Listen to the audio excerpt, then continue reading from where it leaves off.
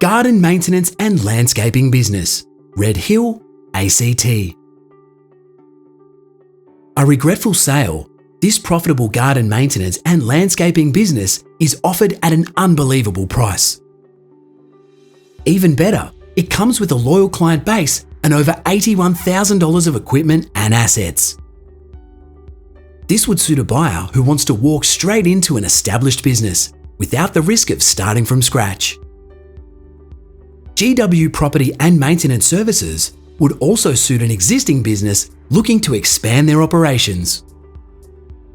Established in August 2022, no added investment is required as all business capital will be included in the sale. This includes an extensive array of steel power tools, ride-on mowers, trailers, an Isuzu truck, and a 4x4 SR Hilux. New developments in the Canberra region have seen an increasing demand for garden and landscaping services. This business previously had up to 8 employees working at a time and has great potential to do the same again. With average sales of $5,000 plus per week, the business has over 30 regular domestic garden maintenance clients.